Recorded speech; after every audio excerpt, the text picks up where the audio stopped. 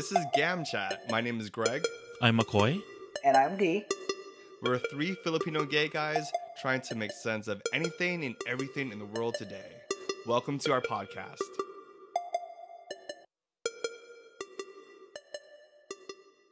So, guys, what's your win for the week? Why don't we start with you, McCoy? What is your win of the week? I was open on discussing the way I feel about certain things, like relationships and all that dirty things Wait, we discuss. open to who? Like your mirror? Like to yourself? You know, when you have your nanay? with your Lola. No, when you discuss things with people and you get to that subject and you open it up, it makes you examine what you believe in and how you feel about certain things. And I don't usually do that, so it's very refreshing. Oh, right on. So you did a group of people. Maybe. Oh. Well, me and one other, or me and a couple of others, is a group, right? Yeah, I guess you could say that. So as long as it's more than just me, then it's a group.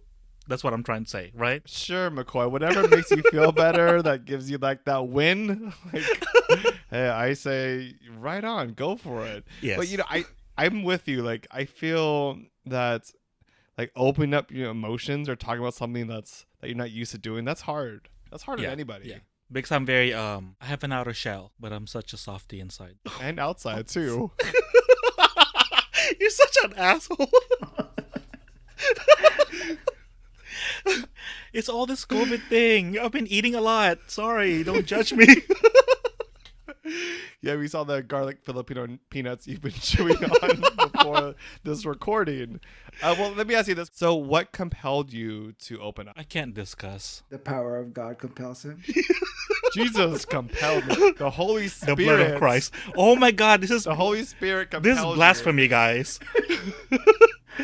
I love that you said that you were open, but you're not open to telling us what compelled you to be open. Because I'm not the only one that's discussing this, so I don't feel. Well, I'm just asking what compelled you. Oh, just me. you. Like, was it a feeling? Yeah. Yeah. It's just the feeling, things that I've examined in the past, but I didn't really have a definite answer. So this conversation made me examine that, and I think I have a clear picture of how I see myself feeling about certain topics and certain situations. Huh. Well, I feel like we'll leave it as Yeah. that. I feel like, there's some more juicy substance here that you're not saying to us. But Yeah. I'm with you. Oh, there's I'm plenty. with you. How about you, D? Yeah. What's your big win of the week? Win. I guess the relationships that I have. Some of you guys know I'm married, and Oh yeah, you're married to a model, right? but Sorry, that was a joke. His name is Amado, not a model. Well, I mean, like, okay, this is what happened. There's really no way of sugarcoating it. Every relationship we get to, there's disagreements, and we had like an argument this week. And I actually see that as a win still because, I mean, we've been together for 18 years, but the last couple of years is the time where we're actually communicating while having that argument, and it's not just like banter of like, well, you did this and then I'm not gonna listen to you anymore. So it really is like a back and forth. It sounds so therapist thing to do, but okay, you made me feel this way, like we've been more aware of what we say and how we say things, and actually walk away with like a resolution rather than just like, well, I can't stand you, I'm not gonna sleep. Like, I'm going to sleep on a couch or anything. Not like we've done that, because I hate sleeping on a couch anyway. But we've been able to, we had a disagreement this week and squashed it by the end of the night. And it really just like, oh, okay, now I'm more aware, and I hope I can walk away and really keep that in mind so I don't repeat the things. The fact that we've really engage and say like, this is what hurt me, or this is what didn't make me feel good, and I would appreciate if you do it this way next time, or appreciate if you can watch out and do this instead. People might not see arguments as a good thing, but I mean, fuck, if 18 years and we're still like learning from each other, it's a never ending thing. I think it's a good indication because you still care about things. I mean, some relationships, they get so stagnant and they just stop caring. It's like, what's to argue about? They just don't care anymore. Yeah. It's almost like you just get annoyed. And I mean, there's days that happens, but it really is sometimes like more and more in the last couple of years, we've been just really sitting down. I was like, okay, let's what is this about, and not necessarily just letting it pass and like, oh, it's just him, or is this just a bad day. Bringing up topics and relationships, especially that might end up in an argument, is hard to even do. So I guess what advice would you give to someone that is hesitant to talk to their partner about something that might lead to an argument? You shouldn't be scared that it will lead to an argument no matter what. It's gonna end up there. It's like a pent up thing. Like the longer you hold on to it, that shit is not gonna turn into a diamond. So get it out there, talk about it. The longer you hold on to these resentments, it builds up, and it's just gonna be a bigger argument down the line. Yeah, it's like relationship blue balls. Yeah, you see. I'm sorry, But relationship. like mine was blue a balls? diamond, like carbon diamond, like holding. So but yeah, D McCoy's goes blue to balls. diamonds and McCoy goes to blue balls. So you can tell I'm materialistic and McCoy is. Ballistic. I love that. Yeah, I'm gonna use that. Yeah. How about you, Greg? Okay, so my win this week, I think I went on a 6-mile run today. Ooh. That's the most distance I've been doing. And I jumped in a cold bath. Usually I like to go for a run or exercise and take a hot bath, with salt and some flowers and some candles. Do you do that really? But this time But see, wait. That's prepared by Auntie already. So when he gets home, his Auntie's there, like, was that the Coming to America throwing flowers? That's Auntie. Wait, is that not common? Not for commoners. That was.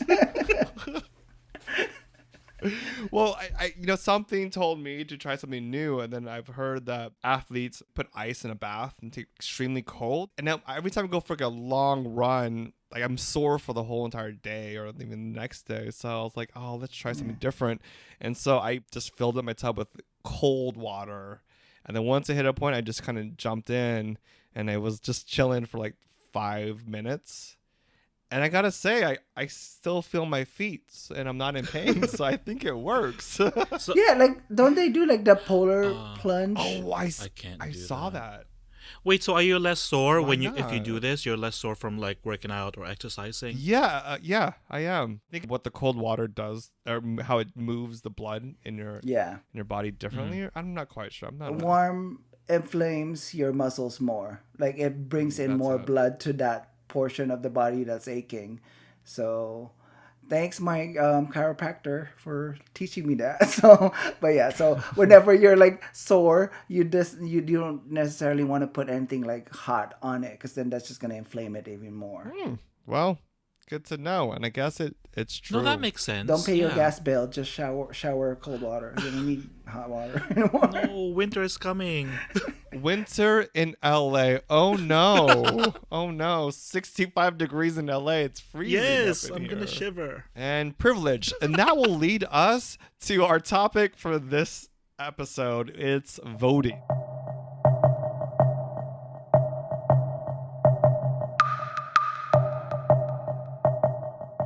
Whew. Yes. So we are going into election time here in the U.S. Presidential elections happening, and that is taking place on November 3rd, Tuesday, right? Mm-hmm. Yep. November 3rd, so it's big. And then people are actually already voting. A lot of people in the U.S. are already voting. Americans are voting through mail-in ballots and even dropping off their ballots in official voting ballot boxes all across the U.S. right now.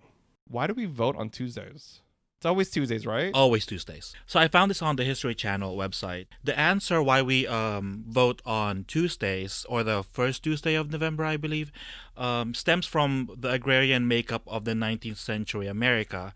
So in the 1800s, most citizens worked as farmers and lived far from polling places. Since people often travel at least a day to vote, lawmakers needed to allow a 2-day window for election day. Weekends were impractical because of church, Sunday, and Wednesday was a market day for farmers. With this in mind, Tuesday was selected as the first and most convenient day of the week to hold elections. Farm culture also explains why election day falls in November.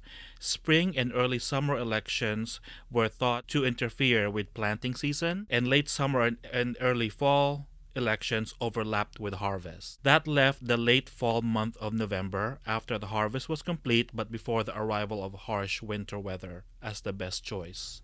Oh, okay. I thought it was this whole time. It's like after you vote, you reward yourself, get tacos. So Taco Tuesdays. No, because California was still part of Mexico then. Yeah. Wait, do I have my dates correct? When was California and Texas? When was it taken? Oh, good lord. When did we colonize California? Not just California. No, we colonized the Philippines too. I don't know the answer to that. 1845. So we didn't have tacos yet. Well, maybe in Texas, but that was still Hey, Mexico. tacos have always existed. It's just like what you believe in. If you choose not to, that's your preference.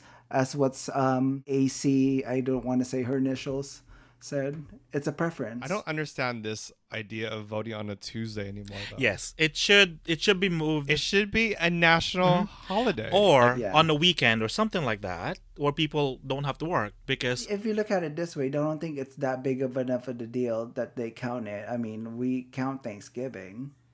That's a holiday. But for some reason, choosing the path that our country will be going in the next couple of years, for some reason, it's not seen as a big enough deal that you allow everyone else to take the time for a paid day off. now correct me if I'm wrong. Isn't it law that if you are gonna vote and your polling place is far away, your employer have to give you time? Yes. Okay. They do have to give you time. Yeah, but it really depends from state to state. Like in California, I read that they give you 2 hours in the beginning and before the end of your shift to go vote. But if you take longer than that, you have to submit a formal request ahead of time. And if things are unpredictable, Yeah, but it should be really just a whole day. Yeah, Yeah. it should Because be. people have to like find like childcare, etc., etc. So, how does voting in the US work? So, we have the Electoral College. So, wait, first of all, like every state makes its own voting rules, right? Yes. As long as they're allowing the state's citizens to vote, but every state is slightly different in how they handle voting, right? Yeah. For the presidential election, we have the Electoral College. How does the Electoral College work? From my understanding, is there's certain amounts of delegates per state based on the population. based on the population. So let's say candidate A won a majority of LA County, and candidate B wins a majority of Orange County. The delegates for LA County goes to candidate A, the delegates for Orange County goes to candidate B. It doesn't matter regarding the popular vote. Someone could win the popular votes, but if they don't win the electoral college count, they lose. Yeah, so every state has a certain amount of electoral college, right? Yeah. So in California, we have 55. In another state, it might be less. And it's also, these electoral college, it's actually not a college. It's right? not. It's like, It's not. it's an individual, which I hate when they make it more complicated than it needs Yeah. to be. If I'm remembering this correctly, this was done to protect smaller states because they have a smaller population. Yeah. It doesn't make sense, actually. Your explanation of it makes sense, but it doesn't make sense because, like, you could win a majority of Americans, let's say for Donald Trump, right, in 2016. A majority of Americans, almost 3 million more Americans in this country voted for Hillary Clinton. However, because of the Electoral College and the way it was set up, it went to Donald Trump. Back in the day, again, very far back in the day, when voting was only meant for white men, it was Electoral College was the way because of communication was different back then. Like getting information from the East Coast all the way down to the middle states, all the way to the West Coast, you couldn't get information to all the citizens or to all the, I guess, white men. And so the Electoral College was the group of probably white men that got the information and made the decisions for the Who people. needed to be informed at that time to make the decision. That's pretty much it. Not necessarily the general mass who needed to hear the information, right? So U.S. is the oldest democracy right now, but voting wasn't really meant for the masses. And the Electoral College, for me, I find it's ridiculous, to be honest with you. Some states, I don't know if it's California officially doing this yet, but I think some states are signing on to a pact where whoever wins the popular vote, they will give all of the electoral college to that candidate. Wait, hold on. I think I said earlier that if a candidate wins a majority of the electoral college from a certain state, they get the whole state. I'm not sure how that works. It's different. It's different from state to state, I think. Yeah, okay. Because even though like the U.S. is United States of America, but they also honor each state and how they handle their government, including voting and whatnot. A fun fact is that out of democracies in the world, U.S. actually ranks 26 in voting participation. The most is Belgium, and second to that is actually Australia. And Australia, it's mandatory. Oh. Which is a dope idea, right? Like, that's a really great idea. Like, we take voting more serious. I'm also thinking for a lot of people, there's a lot of obstacles to maybe for them to register to vote, to getting to the polling places. So that could be a factor for some communities. Are you talking about Australia or in the U.S.? No, I mean like for here in the U.S. Well, okay, so I think that why the U.S. is so low, this like free America, I think it's because of just the history of voting. You know, our history started off with privilege, which was always for like the white male. Like, that's the only people who could vote before was white males. Females couldn't vote. White females couldn't vote. Black people couldn't vote. And then it was never considered a right to the citizen as we see it today. It's been like, I think, a struggle. First, you know, and the 15th Amendment gave, you know, black men the right to vote. And then we had white women the right to vote. And then we had Native Americans right to vote. I think that throughout history, throughout the U.S. history, like, voting has always been a fight, whether it's privilege or a right. That has been like the biggest debate. And politicians have always been moving the needle on it, if it's a privilege or a right. We saw it with the civil rights era, where black people couldn't vote. I mean, before that, they had just some quick, like, some history stuff here. So in 1867, for example, federally, they allowed black men to vote. And then right after that, in 1868, the state of Florida took away voting rights for Americans. They said that if you have any felonies, you lost your right to vote. And that's actually specifically targeting the black community. Yeah. Because during this time, they criminalized black Americans. And so a majority of them had these felonies because they were specifically targeted. So Florida responded in creating a law that's in their voting rights is that if you have a felony, you cannot vote. Has this been challenged in the Supreme Court, or no, it still stands? It varies by state also. There's only a handful of states that are not automatically restoring someone's rights to vote after they've served their sentence.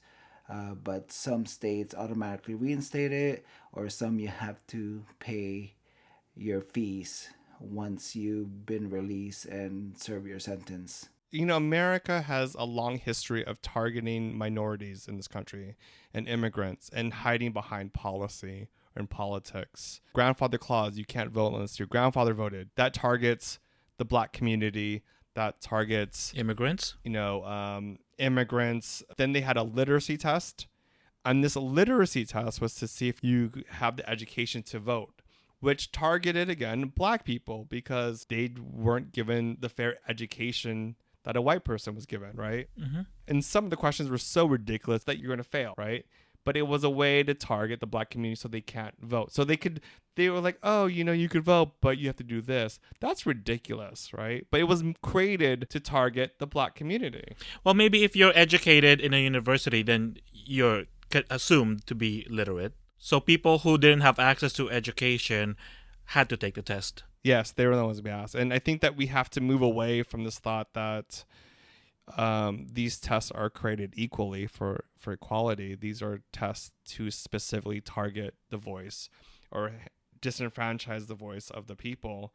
And then there was even a poll tax in 1964 that you had to pay to vote, which is ridiculous. And then after that, they had in 1965 the Voting Rights Act. This was a very big moment because This meant that states had to get the approval of the federal government on any kind of voting restrictions, which, like, all right, that makes sense, right? Yeah. States can handle the way they vote, but if you're going to restrict people's rights, you should, I don't know, have the federal government make sure, but the federal government should protect the Americans' rights to vote, right?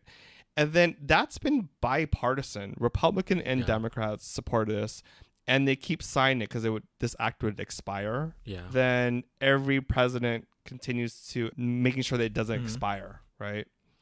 And then fast forward to 2008, Obama gets elected. So Obama being elected as the first black and half white president of the United States in history, that is actually a reflection of people having access to voting.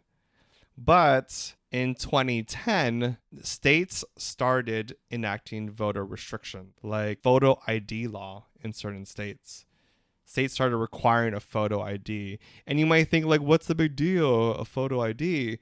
But then you realize it's actually targeting a very specific community of Americans who maybe live in their town, don't have a driver's license, don't necessarily need a photo ID, or even older Americans, but it was an idea to restrict, right? And then what happened was, and we should talk about this later on, is that the Supreme Court decided not to rule on it. So for the first time since 1965, the states started to target communities of color, let's be honest. Again, to restrict their voice and voting right. And that's where we are today. And then that's why you see some states purging hundreds of thousands of voter names off the register. So the debate is voting a privilege or a right? And in the U.S., we continue to fight for this right to vote. And that's why we are number 26 on voter participation. but I think to reflect on everything that you stated, I mean, again, it goes with the history, but now it really is distinct. If you're not watching the news, if you're not really engaging on what's happening now regarding to the election, I suggest you guys do, tune in to the news once in a while. I know it can be too much. It brings you down hearing the news, but you have to be aware because some of the things that's happening, especially in Georgia, is people are lining up for hours. The second day that election has started, all of a sudden the systems were down for voting, so that delayed a couple more hours, and people are standing in line for 3 or 4 hours just to cast their vote. But it really shows that these people who's hanging on there wants to make a difference and want their voices to be heard. That's the side that I'm looking at, that they're still resilient. Texas, one box, drop-off box per county. And I mean, Texas is as large as California, or not, if not bigger. And just imagine the population it holds, and it makes it not accessible for everyone. Yeah. But yeah, you know what doesn't make sense to me? It's like, why are we suppressing the vote? I don't understand that. Okay. I really, really don't. It's like, why can't you let people participate in this right that they have as citizens of this country? I don't understand what that is about. I think we have to start understanding that when most people vote, right, they don't vote, I'll be honest with you, they don't vote Republican. When more people have access, they don't vote conservative. We have a pattern in the US where people can't control policy based on who has access to the voting booth. Take, for example, Trump. By winning the Electoral College, he cut the corporate tax rate from 35% to 21%. Corporations benefited from his presidency. But you have to ask yourself, did families benefit? Did women? Did minorities that got hit the hardest from COVID, Black, Brown, Filipino communities, did they benefit more? And was it all worth it to cut taxes for the wealthiest people in the world? In 2016, there was a voter suppression. I think we just have to start acknowledging that the reason why it's a struggle in this country to vote is because of suppression. And it's hard to accept this fact. I mean, it should be easy for everyone, right? Yeah. That if you that you should have accessibility and a voting should be a right, not a privilege. Yep. That's how it should be. But history has shown in our dark U.S. history that like minorities, people of color, they try to suppress it. Even like, for example, like even Asian Americans, right? Asian Americans honestly couldn't really vote until like the 1950s. And there were ways for in policies to stop that by making sure that you weren't, you couldn't become a nationalized citizen, or you couldn't buy property. You couldn't do, they made all these laws. There's just a long history of it, of targeting Asian Americans. Even though, like, for example, the Chinese Exclusion Act, that stopped so many rights for Asian Americans. So, you know, Asian Americans having the right to vote, honestly, it's a relatively new idea. Is that a lot to take in? Yeah. It's upsetting. Yeah. It's upsetting, that's for sure. I do want to add that these communities are waiting up to 3 hours to vote. They're in Black communities. They're not in white communities. Now more than ever, they're suppressing so many voters. And now they're starting this idea that's voter fraud. Mm-hmm. And let's be clear on this. The numbers of this idea of voter fraud isn't an actual. It's not even, it's like 0.0 something percent of voter fraud. Yeah. I don't know. It's just so upsetting. Yes. That people are using that. And people are using that notion of just using the word fraud to also disenfranchise actual voters. They're manipulating the law in politics and using that. So if you're thinking like, oh, there's voter fraud, there actually barely is. There isn't in the U.S. Not enough to make a case. However, the idea of voter fraud is a case to disenfranchise the communities of Asian Americans, Black Americans, you know, Latinos. And, you know, add to what you're saying, Dee, about this resilience. I think as minorities, like, we always have to fight for our right to vote. You know, I think we're lucky being in California because it's progressive, it's liberal, and they believe in equality and access to voting. We are now at a point where we have to do, as one congresswoman said, you have to, as she said, was it voting, and you have to add an and point. You can't just say, I'm just going to vote and not be part of the process. You have to vote and do something about it. You have to vote and help another state out that's struggling with voter suppression. You have to do something, not only vote. You have to encourage your neighbor to vote. And it's not encouraging them to vote a specific way. It's just have access to it. Mm-hmm. And on that note, it's time to take an ihe break. That means pee.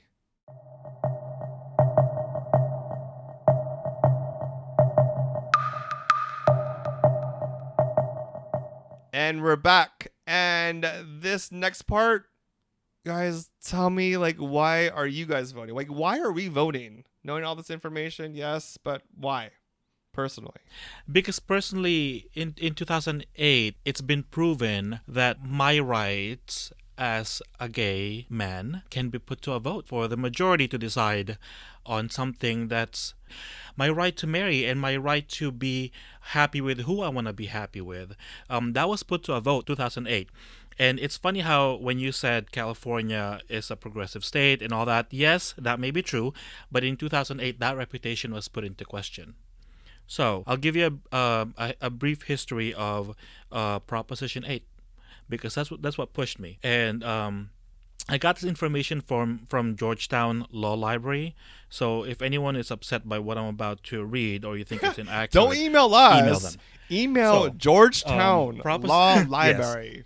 Don't email us. Mm-hmm. Yes. Yeah, don't email gampchatpodcast at gmail.com. You can if you have any questions or you want to share your stories. Or if you just want to say, hey. Yes. But if you have a complaint, email McCoy. Georgetown Law Library. At gmail.com. I'm just kidding. That's not the real email. I'm just throwing that in. So, what's the history? So, let's say. So, Prop 8, it was a California ballot proposition and a state constitutional amendment that passed in 2008. It was created and pushed by opponents of same-sex marriage before the California Supreme Court issued a ruling on remarriage cases. I think it's, if I'm understanding this correctly, there was 3 cases that was brought to the Supreme Court of California, and I think they merged it together. Yeah. This decision by the Supreme Court found the 2000 ban on same-sex marriage on Proposition 22, a prior proposition, was unconstitutional. Because the Prop 22 defined a marriage between a man and a woman as the only valid kind of marriage to be recognized in California.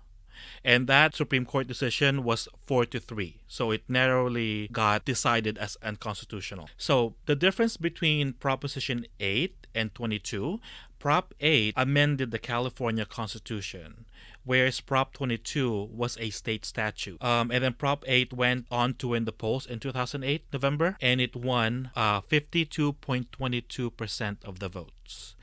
We lost by less than 600,000 votes. Damn, was that 600,000 votes? It sounds a lot, but for the exact number, the exact difference is 599,602. It sounds like a big number, but for a state the size of California, it could have been doable. So let's see. So in the long run, Prop 8 was ruled also unconstitutional by a federal district court in 2010. But because it amended the Constitution of California, the Supreme Court of California couldn't do anything about it, because the Supreme Court of California's job is to read the law, interpret the law, and that's it. But if you want to go higher, you have to go to the federal courts. So that's what someone did. So the decision didn't go into effect until 2013, the federal decision. So Prop 8 was ruled unconstitutional by a federal district court in 2010, although that decision did not go into effect until 2013 because there was a lot of appeals from the advocates of Prop 8. It went all the way to the Supreme Court, but I'm not going to cover that. So my question is, why is Prop 8 so insidious? And in my opinion, it was so damaging because it was subtle and it was used to institutionalize discrimination in the California Constitution by only allowing California to recognize marriage between a man and a woman. And, you know, a lay person may not know that, or they may not care. So that's what pushed me. Also, I wanna discuss this. And again, anyone upset by what I'm about to say, email Georgetown. So among the advocates of Prop 8 were religious organizations, most notably the Roman Catholic Church and the Church of Jesus Christ of Latter-day Saints. Let me give you something. It's estimated the Catholic Archbishop and lay organizations were able to donate about $3 million to Prop 8. Mormons gave over $20 million, and a good part of that coming from Utah. The LDS Church members were said to be about 80 to 90% of the volunteers for door-to-door canvassing to push Prop 8. Outsiders. Yes. And also religious groups. And I'm not going to discuss my view on religion. That's for another episode, but that gives you a hint. So my question is, like, isn't the law supposed to protect the vulnerable amongst us, like the minority? The answer is in the U.S., no. And, you know, that's what the Supreme Court of California, that's what they try to do. But people with nefarious agenda always gets in the way. Prop 8 made it to the ballot before the Supreme Court was able to make a decision because they had enough signatures to put it on the ballot. When the Supreme Court of California made the decision, it was too late because it was already on the ballot. And when it passed, the Supreme Court of California couldn't do anything about it. So, why did it push me to vote? Because something that I should have the right to do was being put to a vote. Something that's intrinsic to me being a gay man. Yeah. Other people were making decisions for me. So I voted. I lined up. There was an early election that year because Obama was also running. It was a presidential election. I lined up for 3 hours to do early election, to early voting. 3 hours. So when that was done, I voted, went back to my friend's apartment. And there's a few people there, and I was discussing that I went to go vote, and then some people were like, "Oh, I'm not registered," or "I'm registered," all that shit. It's like, you know what? That really upset me because, we are being attacked here, yet you don't care enough to be involved. And I didn't understand that. I did not understand that. And I just looked at them and say, if we lose, don't complain. Yeah. because you did not get involved. It seems like you don't even care, you know? So that's what pushed me to care about elections and to vote. In fact, this was the only time when this passed, this was the only time that I went out to protest in the street. The one time in my whole entire life so far that I went out in the street to protest. I do think, and when it comes to Prop 8, I don't think that it should have been ever on the ballot. Yes. I don't think that the people should be voting whether or not a community has a right, you know? But, you know, bringing it back into voting, Yeah. Yeah. it's about voting for the individuals that are running, that represent you, that could support you, that could defend you. At one point before Kamala Harris was a running mate with Joe Biden, Californians first had to vote and elect her as our attorney general. And during this time, thankfully, she said she would not defend Prop 8 before the California Supreme Court. She supported the LGBTQ community on this. And this is why voting is so crucial, because the individuals that you are voting for, they are truly representing you. And Prop 8 should have never been on the ballot. And, you know, and I remember Prop 8 because it was so bittersweet, that election. Obama won, which was historic. Yeah. And then you find out that your neighbors said that you don't have the right to love. You don't have a right to build up your financial wealth with a partner that you care about, that you don't have the right to visit the person that you love in the hospital if worst case scenario. And it was a devastating moment in California history. Yeah, I remember the moment. I remember people were celebrating Obama out on the streets and hearing that. And then you find out that your fellow Californians of this progressive so-called state, which is actually, you know, the major cities of California, SF, the Bay Area, Los Angeles, are very progressive, but there's a big population that are very conservative, that feel that gay people and lesbians and LGBTQ do not have rights. Around that time, we were shuffling back and forth from Long Beach to the Valley. So, like what you're saying, Greg, is that you see these neighbors that you would say hi to in the morning, give a nod, give a little wave. You've known them to be these people that you can kind of engage with on a daily basis. But then, you know, we would walk our dogs around the block and we would see the opposing, you know, side of that. Oh, okay, they're not really invested in us having the same rights as they do. So, you know, that really did wake us up. I mean, like McCoy said, I remember the first protest Amado and I went to was in downtown Long Beach.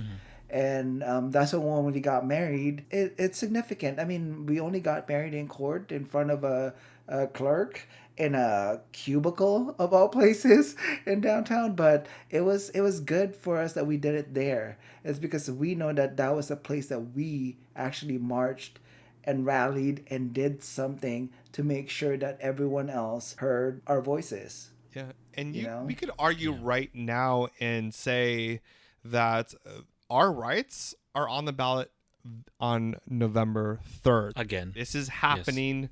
We're back to square one again. Yes. And, you know, it's interesting you bring up Prop 8 and to realize that, God, we come full circle. We thought that this issue is rested. And yet we still have to get out, vote, and get other people to vote. Yeah. And it's like you can never stop being vigilant. People will always find ways to take things away from you because they don't want you to have it. I don't even know what the big deal is. They don't have to marry someone of the same sex if they don't want to. We're not forcing that. Why can't they just leave it alone for us?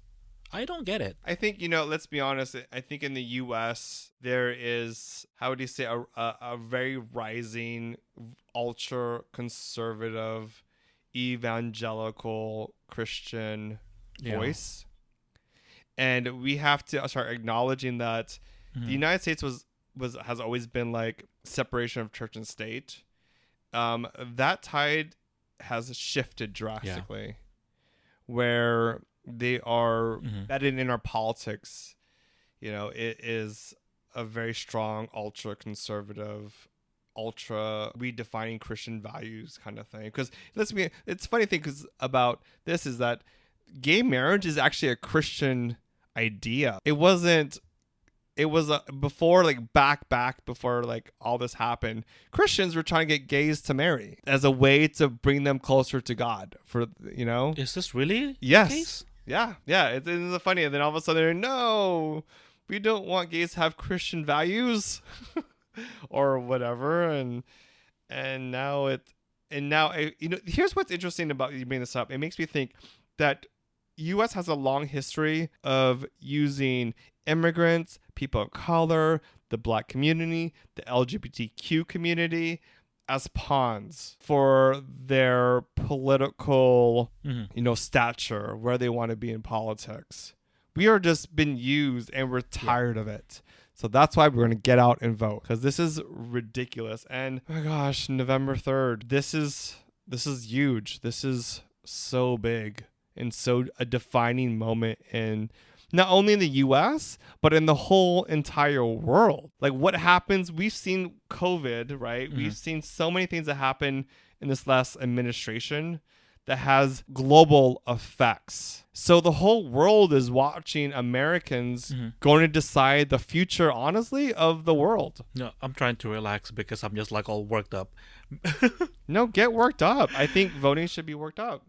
What steps have you guys taken so far? Talk about your, I'm hearing all this, like, talk about your plans of voting to your friends and family. So what steps have you guys taken so far? Like, example, for me, Amaro and I received a ballot already. We've sat down, sat in front of the computer, turned every distraction off, and then really just like, okay, this line, this proposition right here, let's look it up.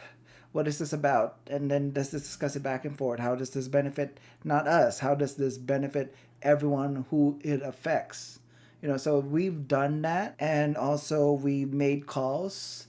Unfortunately, we're not really comfortable with doing the drop off at the local boxes. I'm hoping maybe someone can chime in and let us know how it actually works. I don't know if it's a daily pickup, or is it emptied out daily, but we are waiting until the 24th, where there's a polling place close by that you can do a drop off. But even at that, we're not really sure what the process is. So we've been calling places, but they're not really sure because they haven't received the instructions emails on how they're supposed to set up everything.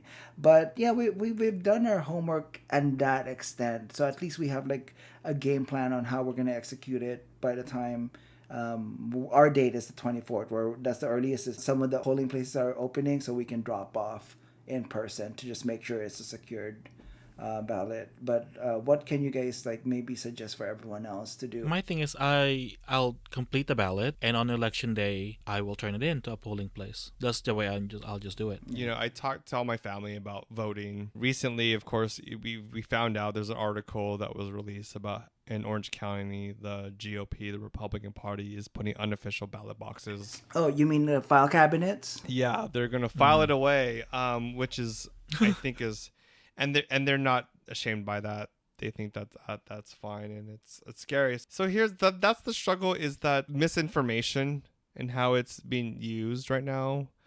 They are websites that you can visit, like official websites you could visit, that are nonpartisan, that tell you like where you could vote. As for me and my family, I'm going to take our ballots the day of the election into the polling place. But my other relatives have mailed it, and then they actually get text messages about like what the status is, which is amazing. That is such a beautiful part in California. I think you can track it. Yeah. How important is this election to you guys? And why is this election as important as everyone is talking about? Okay, can I be blunt? Just on my opinion? Yeah, that's why we're here. Okay. Because the last presidential election, someone who's absolutely ill-prepared, not qualified, won the election. And as a result, he mangled how he handled this pandemic, and as a consequence, people died. And it seems like he just doesn't care because it's not going to win him the election, and he lies over and over to make himself look good. It's like a lot of self-congratulations and all that stuff. Come on, it's bullshit. Yeah, He's a liar, and he needs to go. And that's why it's important. To add to that, so right now, as of today, there's over 219,000 Americans that have died from COVID. And I see that as not individuals. I see that actually as families. Because one person that dies in your family, that affects everybody. That it could affect everyone mentally, emotionally, and even like financially. And we have we have 8 million Americans that have contracted it. The CDC, which was the leader of information during this time of COVID for the whole globe, they haven't been the best because of this administration. The impact of this administration has affected the whole entire world. And also the Supreme Court. That is huge. So if you don't know, the president is the person that makes the nominations for the Supreme Court. The Supreme Court is the highest court of the land in the U.S. And right now, officially, the Supreme Court is made up of 9 federal judges. And it was created in a way where these judges were supposed to be 100% for the law and understanding, interpreting the law for all American citizens, and not only all American citizens, but also anybody who comes into the United States. And it has become another arm to the Republican Party. It has become a partisan group of judges for the Republican Party, and Trump's nominations have been nonpartisan. This is the first time ever, I would probably say. They've always been like people, but at least both parties would have these debates. But since Obama, he tried to nominate a federal judge that was nonpartisan. It was on both sides, they appreciate him. And now we have swung the Supreme Court all the way to an ultra-right conservative. So it's now officially, I would call it unofficially, a Republican-led Supreme Court, which is very dangerous because not that it shouldn't be liberal or conservative. It should just be judges that represent for the people, right? And women's rights are on the line. LGBTQ rights are on the line, and it's a lot. It's a lot. It takes a lot of toll being a minority in this country right now. Yeah. Okay. Can I say something about that? When 2016, was it 2016? Correct. Yeah, right? When Trump was elected. So, 2016 election year, there was a vacancy on the Supreme Court. Yes. Like you said, Obama nominated, is it Gorsuch was his name? So that vacancy happened early in the year, maybe like March or April, if I'm not mistaken. It happened over 200 days before the election. Okay. The Republican-controlled Senate made a big stink about it's an election year, the next president should decide. Guess what they're doing now? It's an election year, we are less than a month away, and they're pushing this nominee through the Senate. What happened to fairness? I don't care if you're conservative or liberal, whatever. Well, what happened to fairness? Also add to that is people are voting. People are literally voting right now. But we've been in this situation before. Yeah. Abraham Lincoln. We were in the same exact position before. And Abraham Lincoln, one of the most popular presidents of our history, said not to make this decision. Let the people vote. Like, he couldn't make a decision. He said, let the people vote. And we've been in this situation before, and yet and still in the middle of I'm sorry to use this word, fucking pandemic, the Republican Party is trying to move this nomination into making the Senate vote for a woman who said that she doesn't believe in the Affordable Care Act. We are in a very tense situation, a very stressful situation right now. I wanted to ask you guys too, what is the push to fill in that seat? Why is the energy shifted to that instead of voting on the pandemic relief fund that we have been waiting for months for people who needs it? Because they found an opening to increase their lead in the Supreme Court. Doesn't that reflect the intentions and the focus of these people? Is it really, should we focus on helping the people that needs the support? Well, honestly, I don't think they care as long as they get their agenda one step closer to their goal. I don't think they care anymore. Here's the importance we have to understand about the elections and making sure that you vote for the right candidate that represents fairness, equality, who you are as an American, even as who you are as a visa holder coming to the States for work. What's happening right now is that my observation is that the Republican Party is basically putting so many federal judges, life term federal judges that are ultra conservative, to one, take away LGBTQ rights, two, to reverse woman's right to her body. And I think they're trying to use this as like to be like anti-abortion, right?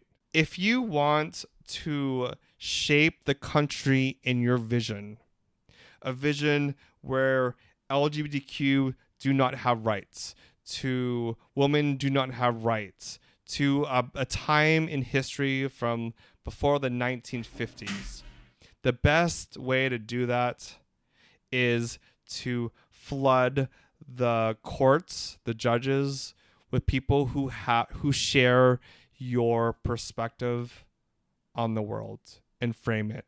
So if they get like for example, like if you get for what Trump is doing, getting an ultra conservative judge on the Supreme Court, this Supreme Court, for example, going back to what we were talking about earlier, decided they're not going to have a hearing what's happened in Florida of taking away rights of Americans to vote. They said, this conservative left court said, no, we're not going to hear about that. We're not going to hear about how 700,000 Americans that have felonies but serve their time, we're not going to hear that they have the right to vote. That's how important it is. This is extremely important and a extremely fragile time in our history right now. And that's why instead, when the Senate should be talking about the pandemic and COVID and making sure that people have access to a good economy or help during this time, if they push this Supreme Court nomination, they have control for maybe 30, 40 years from now to dictate the rule of the land. Mm-hmm. And it's scary. Like, honestly, it's frightening. Like, this week we were hearing hearings about it. The hearing of the nomination was happening, and it was scary. You should be scared. And I was even thinking, like, do gays and lesbians and LGBTQ community, do we rush out and get married again because we could lose our right to vote, our right to marriage? We are back, and that's ridiculous. Like, how are we going to move forward if we have now our community is faced with, like, now we have to make decisions based on the honestly, as the fuck ups of the voters. 3 million people didn't vote for this person. 3 million Americans didn't vote for this president. And he's shaping not only our lives, but the whole world. So now is not the time to sit back and, I remember in 2016, my progressive friends were talking about, like, well, we won't vote for Hillary Clinton. And I was like, I am a gay Filipino American. I don't have the luxury to vote for a third party. That's my opinion. And I told some of my progressive friends, I was like, who do you think is going to be targeted first if Trump wins the election? It's always the people who are disenfranchised right now. It is the poor, it's the brown, it's the people who are struggling. They are the ones that are going to be affected first. I think I need a drink. I think we all need a drink. And let's just acknowledge that the whole world's in crisis right now. U.S. is in crisis. Our democracy is in crisis. And the next, 19, 20 days from now, or by the time you hear this podcast, we could be living in a different world. And we have to be honest about that. And it comes down to a vote. And it also comes down to honoring somebody's vote. The vote is so precious, and we should not take it for granted. All right, McCoy, do you have anything else you want to add? Last words. Just vote. Please, just vote. Don't take this lightly. Don't. Yeah. I agree with that. And on that note, let's take a little breath of fresh air and find out what the Filipino word of the day is. Dun, dun, dun, dun.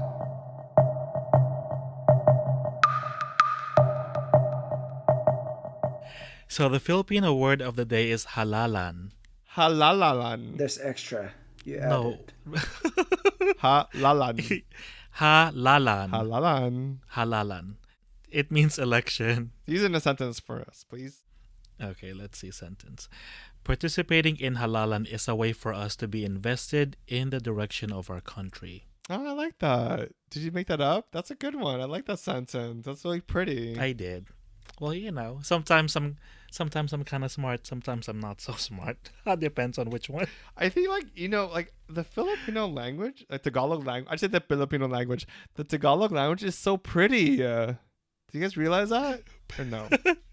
Yeah, I mean, there's a word with just 2 letters or repeating syllables. Oh, don't minimize the language. I think it's really pretty. It is, but I'll give you an example. Baba Baba, do you know what that means? Baba Baba. Baba Baba? No, I feel like I called my uncle Baba Baba. It means like, is this going down? Like, let's say an elevator. Wait, that's an entire sentence? It's an entire sentence Yeah, itself. entire sentence. It's a question. Baba Baba. Yes. What does it mean? Is it going down? Is this going down? Or something like that. Baba Baba. Where would you use that sentence? Like in an Like, elevator? yeah, let's say like, It's like, oh, oh, wait. Baba. Oh, Baba Baba. Like, It's like, oh, is he coming down now? Or is he coming down? yeah. Oh, Baba Baba. Oh, see? Oh, Baba Baba. Yeah. Oh my god, is this kind of dirty? I'm thinking like, can I use that like in the bedroom? Baba Baba Baba? No, Greg. Oh my God, Greg. Oh, yeah. Hey. You can. You Baba can, Baba? though. You can. Well, no, you can say Baba Baka ba. Wait, what does that mean? Oh my God. Are you going down? Okay, I gotta remember that one. Say it one more time for I me. can't. I cannot. Oh, he's embarrassed. Cannot say. Oh, that's cute. Don't you know say it to your husband, D? After the argument. Oh yeah, I. Baba Baba Baba. I just shoved the head. That is a perfect way to conclude our episode. So we are going to end this episode a little different. We want to hear from you, the people who are listening. This is all about Gam Chat, but it won't be a chat unless we actually hear from other people, right? So leave us an audio recording via anchor.fm or email us an audio recording. Share your thoughts about why voting is so important to you and let us know. And you can reach us at... On social media, we're on Twitter, Instagram, and Facebook at GamChat Podcast. And you guys could email the said voice recording that Greg mentioned earlier to gamchatpodcast@gmail.com. And guys, we want to push it out there. Make sure you rate us on your Apple Podcast app. Leave us 5 stars. Give us a comment. If you'd like us to try out new concepts, let us know. Leave it on the comment section for the Apple Podcast. We want to make sure we know how good we're doing. Or not doing. Hey. Also, guys, turn in your questions for our queries episode. Also, if you need advice, we'll tackle that too. With alcohol, of course. All right, with that, we'll catch you on the next one. And get out and vote!